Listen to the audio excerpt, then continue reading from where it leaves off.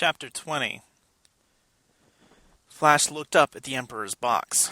The sunlight made its thick glass glare and sparkle. But he saw Dale Arden. He raised his right hand in a gesture of greeting. "Here now, prisoner," warned a guard. "No waving at Emperor Ming. Mind your place and station in life." Grinning at him, Flash lowered his hand. Dale was standing up there, palms pressed against the restraining glass. She was saying something, but Flash couldn't hear it. Another girl appeared next to her. "That's our princess," said Tun. "That slat of a man beside her is, you've no doubt surmised, Merciless Ming himself." "Yes, I figured as much," said Flash. "He seems to be enjoying himself." Seeing others in pain never fails to amuse him. "All right, you scum, back into the tunnel," shouted a guard. "You'll be back in this area soon enough." As they trooped back across the hot arena, Tun asked, "You knew the dark girl too, my friend?" "Yes, that's Dale, the girl I came to the capital to find." "You kept your temper," said the Lion Man. "Myself, I would have gone charging up there." "That wouldn't have saved her. I'm doubting we can do much to help her now anyway." "I noticed 2 entrances to that box," said Flash, "and the arena wall is not too high to scale." "You'd more than likely be dead before you reached the inside of the box," said Tun. "You saw the guards on either side." "They can be diverted." "I suppose they can." A thin, harsh voice came booming out of loud speakers all around the arena. "Halt a moment, prisoners. Stop, you wretches. Hear you not the Emperor?" "What devilment now?" murmured Tun.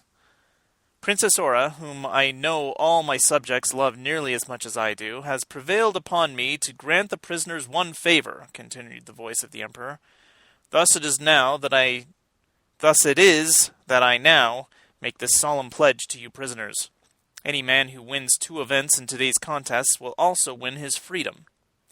A few of the prisoners cheered on hearing this. "Not bloody likely," said one. "Only another way of torturing us."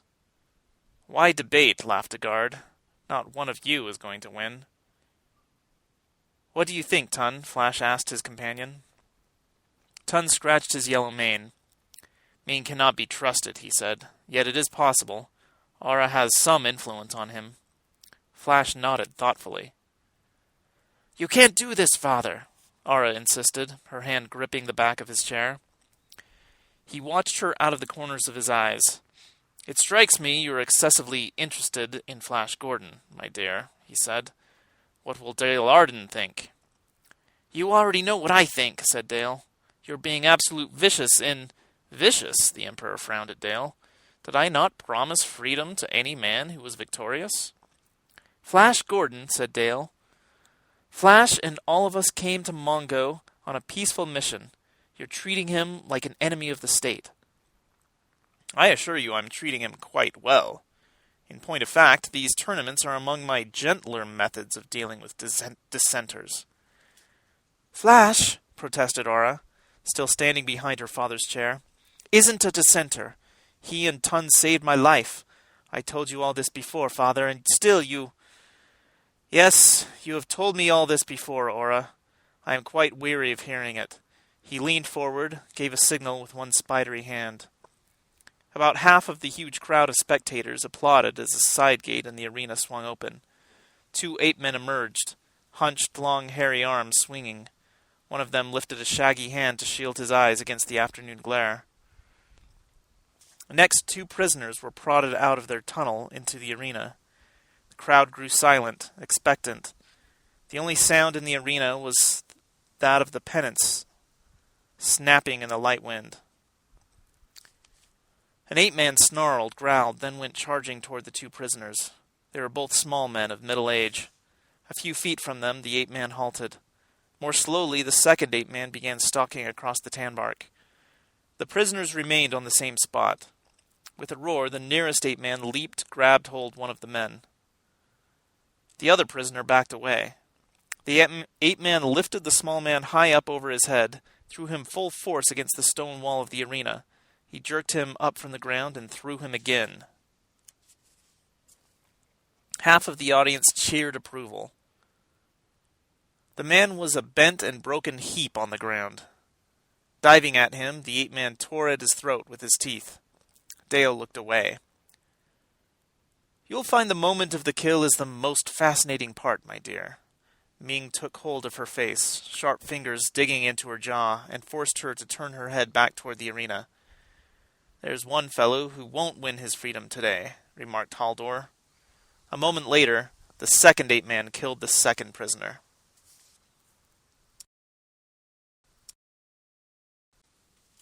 Chapter 21. "They're saving us for last, I do believe," said Tun. He was seated on a rough wooden bench, his broad back against the stones of the tunnel wall. There were now only 10 other prisoners left. Flash stood near the barred gate, watching the arena. "No one has survived so far," he said. "It's so senseless." "Aye, but you hear the people out there hooting and hollering," said the Lion Man. Afternoon light touched at his feet and the swishing tip of his tail. "Sounds to me as though a goodly portion of them are enjoying themselves." "You told me most of them are probably forced to attend. They may only be pretending to enjoy this, so as not to get in trouble." "They could put an end to such sorry spectacles as this," said Tun, "if they but had the courage to shove Ming from his throne." He joined Flash at the gate. "Look, you, there are thousands of people sitting there, allowing that tyrant to tell them what to do. Yet if they had the courage to turn against him, they—" "Enough of such talk, Lion Man." "Enough of such talk, Lion Man." A guard jabbed his spear point at Tun's side. The Lion Man laughed, pushing the spear aside with his little finger. "What would you do to me, lout? Am I not virtually sentenced to death in the arena already?" About to reply, the guard noticed his superior approaching. "Yes, sir?" "Send the blonde one and that son of a she-cat in now," said the other guard. "You've been standing too close to the contest," Tun said to him. "There's blood on your cloak." The big bearded guard made a disgusted face, brushing at his cloak. "Where? Where?" The other guard unlocked the gate. "Out into the arena, the both of you," he ordered. "See if you can't give the customers a better performance than the last few cringing devils." "We'll give you all a show, my lad," promised Tun. He squared his shoulders, went striding out into the sunlight. Flash followed. The gate shut and locked behind them. The bodies of the last 5 men to die in the arena had not yet been removed. They were scattered across the tan bark, clusters of black flies hovering over them, large black buzzards circling ready to peck at them. "I know I'm a match for any dull-witted ape-man who ever lived," said Tun. "And you can more than take care of yourself, my friend." After glancing at the royal box, Flash turned his attention to the entryway used by the ape-men. "I'm still wondering if Ming will keep his word. He stipulated 2 victories, mind you, so after we triumph over these fellows, we'll have yet another challenge to face."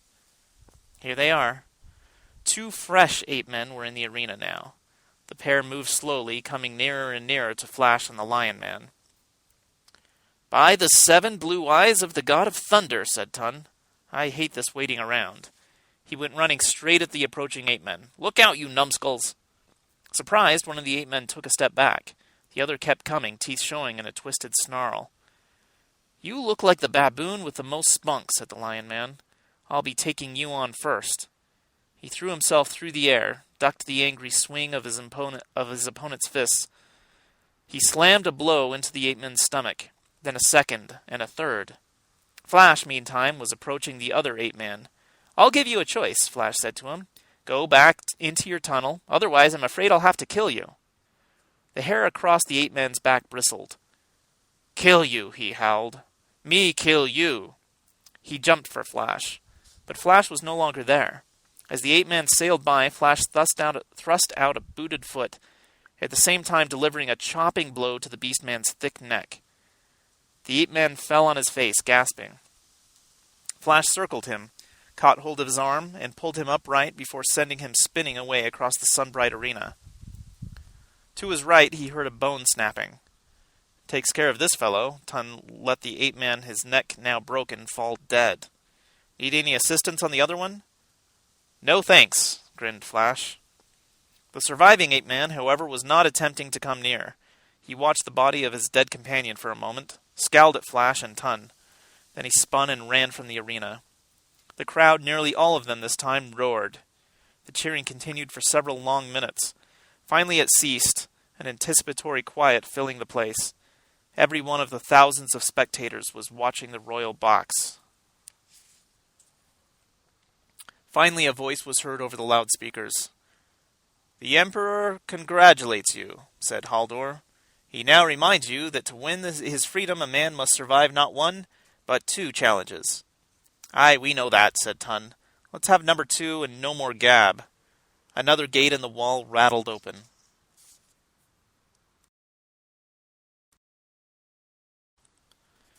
Chapter 22. 2 enormous yellow and black unicorn tigers appeared in the arena. They moved cautiously, bellies close to the ground. The silence of the crowd held. "Have you seen the likes of these rascals in your travels, my friend?" asked the Lion Man. "Nothing exactly like them. The horns look deadly." "Aye, that they are. With one slash of a horn, they can cut a man open." Ton watched the tigers, his tail switching in counterpoint to theirs. "Sharp as a blade they be as well. Still in all, we'll have no trouble withstanding the pair." "Make that 3, said Flash. A third unicorn was emerging from the dark tunnel. The crowd began to talk low, frightened talk. "Fellow in the lead's getting set to jump," Ton pointed out. "I'll take him." He galloped toward the first unicorn tiger. The crouching animal's tail thrashed, its buttocks quivered, then it sprang. Ton dropped to his back on the tan bark. As the tiger shot over him, the Lion Man kicked out with both his feet. The kick caught the beast square in the stomach, causing it to yowl and go slamming down to the ground on its side. Ton was upon the animal, locking one powerful arm around its neck. He grabbed for the sharp horn at its base. Gritting his teeth, Ton twisted. There was a crackling snap, and the 1.5 foot long piece of bone was in his hand. "Now I have me a weapon," he said. In a half-squatting position, he hopped a half-circle around the partially stunned tiger and sank the horn in the animal's heart, killing it. The second tiger ran by this struggle, green eyes watching Flash. It jumped for him without a warning twitch, clawing at his face and torso. Flash swung, hitting a hard blow to the tiger's skull. He hit it again, even harder. The animal went limp, toppling down on top of him. Flash tried to roll away, but the heavy tiger had him pinned to the ground. He heard growls and a roar. The third unicorn was beside them. It began to slap at Flash with one great sharp-clawed paw. Following Ton's example, Flash got hold of the horn of the stunned tiger who was holding him down. His strong wrist rotated back and forth. The other tiger nipped at his arm. Flash twisted harder. The horn snapped. The other tiger continued to worry his arm. The beast's fangs pierced the skin of his forearm, drawing blood. A satisfied purr began rumbling in the animal's chest. Flash stabbed out with the bone, horn in hand. He lifted the improvised weapon and struck again. The second blow penetrated the biting tiger's skull and pierced its brain. A few seconds later, the animal's large body collapsed, dead. The dazed tiger was stirring toward wakefulness now. Digging in with his elbows, Flash began to move himself out from under. "Spare yourself the trouble." Ton was approaching the unicorn from the rear. He lunged, caught hold of its tail, and gave it a fierce tug. The tiger howled as it was yanked off Flash. Keeping hold of the tail, Ton began to swing the animal. "Away with you now." He let go. The tiger went smashing into the arena wall, its skull crushed by the impact. Flash accepted Ton's proffered hand and got to his feet. "You got more than your quota," he said. The other 2 tigers lay dead a few feet away. "I am a very impatient man, as are most lion men," he said. "I'll tell you, I like this arena life a good deal better than I like being penned in a cell." Hands on hips and head slightly back, Flash surveyed the arena. The gate to the animal tunnel had been shut. "If they aren't going to send out any more tigers, then I'd say we've won. Come on, let's see what the Emperor will do now." He took hold of his companion's arm, and they walked across the field toward the royal box. The crowd, realizing no more tigers were to come, stood up and began to shout and wave their arms. "They'll go free! Free, as Ming promised!" A long stone platform stood immediately beneath Ming's glass box. Flash jumped up on this and grinned at the Emperor. "I am Flash Gordon," he called out, "of the planet Earth." "And I am Tun, the Lion Man," said Tun, jumping up beside Flash. "We have won 2 victories and now claim our freedom," said Flash, toward the box 10 feet above. Ming's breath fogged the glass as he leaned to look down at the 2 victors. Gradually, a smile twisted his lips, turning up the corners. "Here is what you have won for your friend and yourself, Flash Gordon." The entire stone platform fell away like a great trap door. Flash and the Lion Man went plunging down and down into the darkness. The robot fell down again. Dr. Zarkov glanced up from the diagrams and charts he had spread out on his work table in front of him. "One more of those clanking pratfalls," he warned, "and I'll overhaul you right now." Sorry, said the copper-colored mechanical man. "I was bringing you a snack. Rubbing at his eyes with one hand, tugging at his beard with the other, Zarkov scowled in the direction of the lab windows. The day had ended without his realizing it. Night showed outside now. "I suppose I could do with a bite to eat. Bring it on over." Can't, apologized the robot. "I unfortunately dropped it when I fell. "Never mind then," bellowed Zarkov. "Go stand quietly in the farthest corner. I've just about got this weapon problem licked." "Very well. Zarkov had been working alone in the lab, at his request, since he'd arrived in the Forest Kingdom that morning. He bit down on the end of his pencil, bending once more over the scatter of papers in front of him. After a few moments, the robot said, Hello, good evening." Zarkov looked up to see Anmar making his way through the tables and equipment toward him. "Don't say anything for a couple minutes," he told the sorcerer. Anmar nodded and stood silently. 3 minutes later, Zarkov pushed back from the table, rubbed at the back of his neck. "There she is, Anmar, all worked out on paper," he announced. "A few simple adaptations, and you've got a whole new weapon." Anmar studied the work Zarkov had done. "Why didn't I think of that?" he said finally. "First thing tomorrow I'll tackle a real blaster cannon. Should be able to fix one up in next to no time. My admiration for your intellect is considerable at this moment." "No reason why it shouldn't be." Anmar touched his hand to the side of his head. "Forgive me, Zarkov," he said. "My excitement at this impressive breakthrough of yours, I've neglected to tell you the news I brought for you." "News?" The doctor's bushy eyebrows went up. "Something to do with Flash Gordon or Dale?" "Aye," said Anmar, hesitating. "Give me the worst. I won't pass out or burst into tears. Your friends are both alive, but they are captives of Ming the Merciless. This information has been relayed to us telepathically from a contact in the capital." "Is that where Flash and Dale are now, in the capital of Ming's empire?" "They were both there earlier today," replied Anmar. "It seems Ming held a tournament today in the public arena." "Some kind of sports things, you mean?" "Nay, it is sport only to a man such as Ming. In these tournaments, Ming pits his political enemies against wild beasts." Zarkov squeezed his right hand into a fist and rubbed it against his side. "Is that where he put Flash and Dale? In the arena?"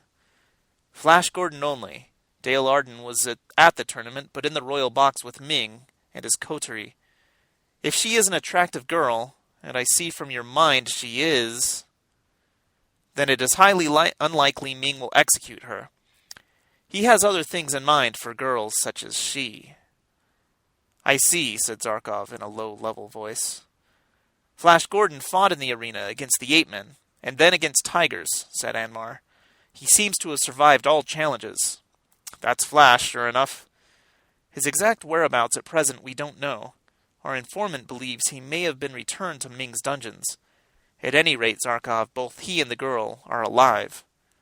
Zarkov placed a hand on the other man's shoulder. "Anmar," he said, "I'll work on these cannons for you as I promised. After that I'm going to work on a few new weapons for myself. Then I'm going to Ming's capital, and I'm going to get Flash and Dale out of there. You and Prince Baron and every damn citizen of Aboria better not try to stop me." "We will not," said Anmar.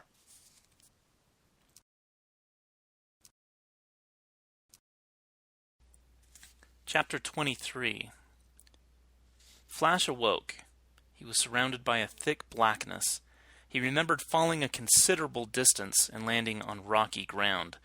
After that he had passed out. "Ton?" he called in a dry voice. "Ton, are you here?" There was no response. Flash listened. Was certain he heard the sounds of breathing nearby. He moved on hands and knees through the dark. "Ton?" The Lion Man was stretched out on his back, breathing loudly through his open mouth. Nudging him gently, Flash asked, "Are you hurt?" "By the one beady orb of the god of the waters," exclaimed Ton faintly. "That was a fall, was it not?" "A good 20 feet. From the feel of myself, I broke nothing essential." Ton grunted as he sat up. "How did you fare, my friend?" "A few bumps and bruises, nothing more." "Now you have seen for yourself how Ming the Merciless keeps his promises," said Ton. "And so have those thousands of cowards in the audience seen. Though it's unlikely they'll yet take action against him." Flash said, "I imagine we're in one of his dungeons again." "Aye, and we may have seen the last of daylight." Flash had been squinting into the darkness in various directions. "Seems to be a very small glimmer of light over in that direction." "Where? Oh, yes, I perceive it now." "I'll go take a look." "Be on the watch for further pitfalls." "I don't see how we can drop any lower underground than we already are." Flash rose, felt out with his right hand. After a moment, his fingertips brushed against stone. "Wall right here." Keeping his hand in contact with the cold stone wall, Flash worked his way across the room. "Yes, there's a door right here. Thick, wooden. It closes flush on every side except the bottom. That's where the light's coming in." "Can you spy anything through the slit?" Flash knelt, put his face down against the ground. "Stone floor out there, lighted by candlelight." "Let me have a look." Ton crossed to Flash. He dropped down, placing his nose against the tiny crack beneath their cell's door. "Aye, we're in a dungeon. I get the scent of others locked away down here. Some of them have been here a good long time, and one of them is several days dead." "Which means we may not be getting much attention." "Aye, perhaps. Ming intends to leave us here until we starve to death," said Ton. "That would not be my favorite way to die. Ow! What's wrong?" "I forgot I had put that tiger's horn in my belt. Just now I cut my wrist on it." "Wait now," said Flash. "I think I had one in my hand when we dropped through the ground." Bent low, he felt his way along the ground. "Yes, here it is." "So then we have 2 weapons," said Ton, "but no one to fight." "We've got that door to fight," Flash said. "There's a good chance we can cut our way through." Ton rubbed his hands over the rough surface of the thick door. "Indeed we can," he laughed. "Let us get to work here on this side by the hinges, for I feel no knob or keyhole on our side." Flash joined him, and they began to work. An hour later, the door rattled and was pushed suddenly open from the outside. "Stand back," ordered the Royal Police officer on the threshold. 3 other cloaked and helmeted men stood behind him. "Poor innocent babes, did you honestly think we didn't have your cell monitored with camera eyes? Turn over those weapons to me." "You must fight to get them," challenged Ton, taking a backward step. "Nay, that we will not do." The officer nodded at one of his men. A stun rifle whirred. The big Lion Man froze where he stood. "You'll get the same if you don't follow orders," the Royal Policeman told Flash. "Now give me that weapon." Flash handed it over. "Collect the one in your half-human friend's hand." Taking the bone horn from Tun's stiff fingers, Flash gave it to the policeman. "By the way," said the officer, "had you succeeded in getting your door open, you would have been killed the instant you stepped into the corridor. There are blaster beams trained on every door. Anyone who tries an unauthorized departure is gunned down at once." He gave a snickering laugh. "Please be careful in the future. We don't want you to die." "Why?" "Ming has much more in mind for you." Chapter 24. Ton groaned once again. His left hand shook. His left arm began to swing down toward his side. His long tail snapped.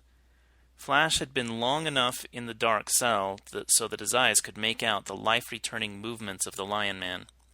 The stun rifle had caused Tun to remain petrified for several hours. Flash had no accurate way of telling time, but he reckoned they had now been in their cell for at least 10 hours. "Tun, how are you?" "Angry, mighty angry, my friend," said Tun in a croaking voice.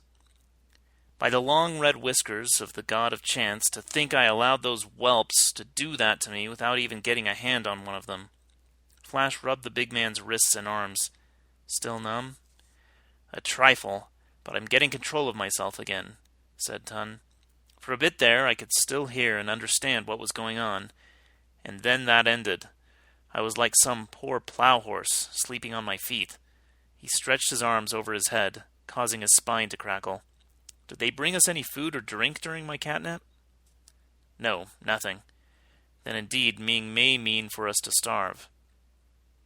"The royal police gave me the impression Ming has something even more painful in mind."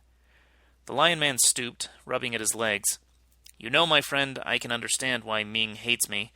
It's only fair, after all, since the Lion Men hate him," he said. "You, however, are a pleasant lad, come here to make a friendly visit. It must have something to do with Dale." "Ah, I should have thought of that. Ming has no doubt taken a fancy to the girl. He believes he'll have a better chance with her if you are gone." Flash's fists clenched. "I'm afraid that's it." "Someone is coming," whispered Tun. The footsteps were light, barely sounding on the stones of the corridor outside. They halted in front of the cell door. Keys rattled softly.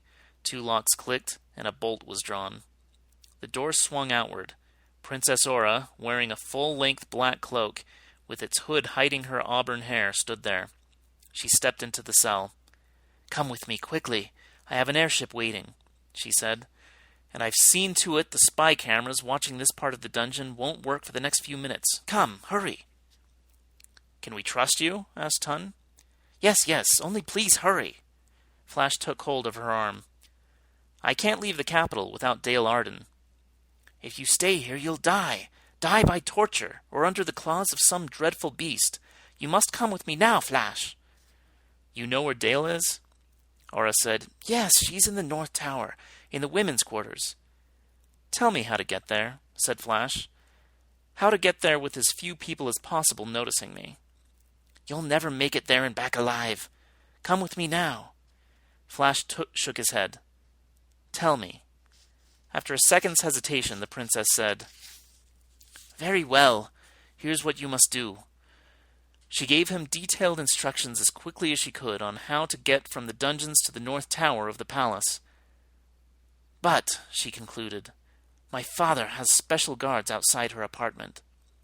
"Tun, you go with Aura to the airship." "Nay, I would come with you." "No," Flash said. "When I have Dale clear of the palace, I'll join you. Aura, where is your ship hidden?" "On the outskirts of town, near the river." She told him exactly where the craft was. "Good luck to you, my friend," said Tun. "We'll be waiting." "Wait only an hour, no more." Flash stepped out into the corridor and moved away from them. At the first turning, he went right, as Aura had told him, pacing off exactly 10 feet. Flash reached up and pulled down on the lion candle holder mounted on the stone wall. Silently, a section of the wall swung open. There was a stairway beyond, with an unlit candle sitting on the lowest step.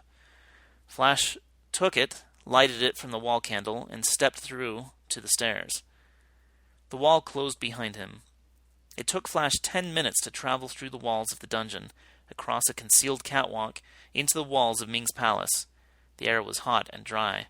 He encountered no one. Finally, he reached the point inside the North Tower that he was seeking.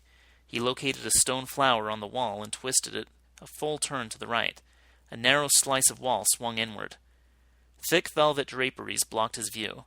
Flash listened for a moment before finding the slit in the drapes and parting them a fraction of an inch. He saw the door of Dale's apartment and 2 guards seated before it, one on each side. The man on the left was slumped in sleep. The other guard had his cloak wrapped tight around him, as though cold. He was awake. Flash coughed. The guard didn't notice. Flash coughed again, louder. The man sat up, glanced around. He left his chair and came cautiously down the marble floor of the hall. Another loud cough brought the man directly in front of the drapes. "What is this I hear?" the guard asked himself. Flash's fist shot swiftly through the parting in the drapes to connect with the guard's jaw. Before the unconscious man could hit the floor, Flash had yanked him through the drapes and into the secret passage. Working rapidly, he bound and gagged the guard with strips torn from the man's own garments.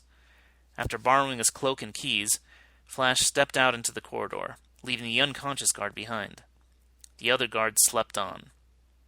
Flash moved silently closer to the door. He got the correct key on the second try, unlocked Dale's door, and pushed it carefully open. He entered the apartment, closing the door behind him.